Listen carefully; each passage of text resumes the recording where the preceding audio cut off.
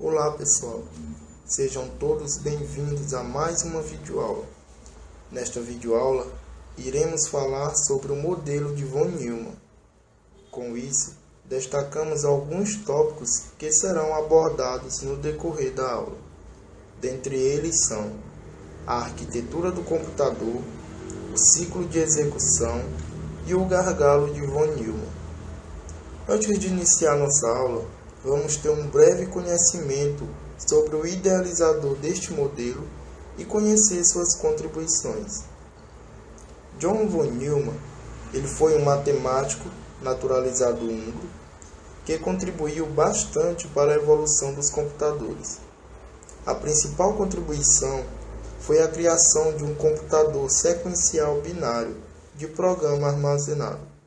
Ou seja, a ideia desse modelo surgiu de acordo com a necessidade de armazenar programas em um computador, pois até então ainda não existiam essas formas de armazenamento.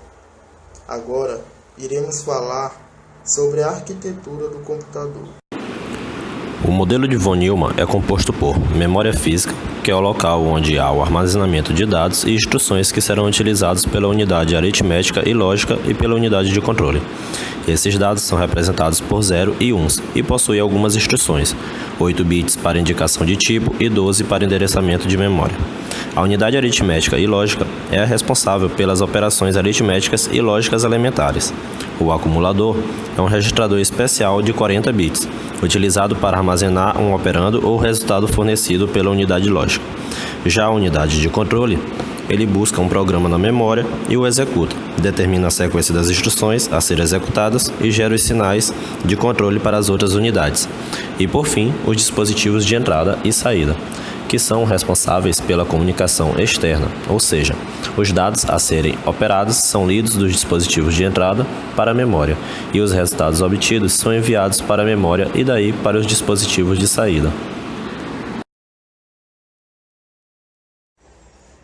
Dando continuidade, agora vamos falar sobre o ciclo de execução do modelo de von Neumann, que tem como sequência busca, decodificação e execução. Mas o que isso realmente significa? Então, primeiramente a instrução ela é lida na memória, ou seja, é acessada na memória e transferida para o interior da CPU, onde no registrador de instrução ela é interpretada por um circuito decodificador, ou seja, determina-se qual a instrução será executada. E por fim, de acordo com sua necessidade, a instrução é executada. Tudo isso que acabei de falar está ilustrado na próxima figura, em forma de fluxograma.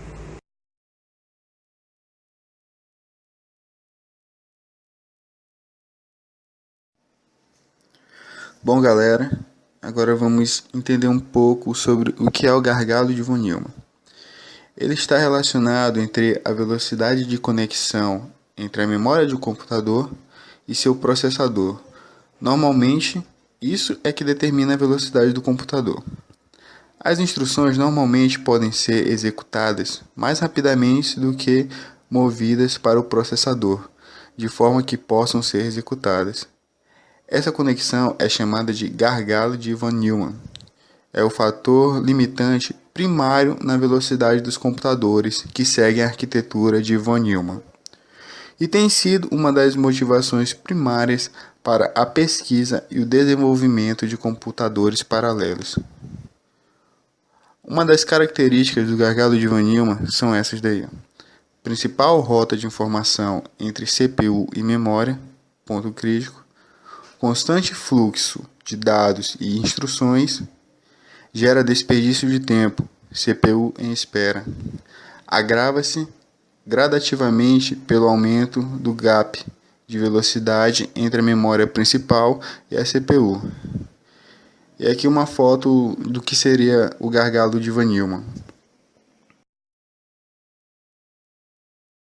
Então, pessoal, essa foi a nossa aula sobre o modelo de von Neumann, onde abordamos esses 3 tópicos: a arquitetura do computador, o ciclo de execução e o gargalo de von Neumann.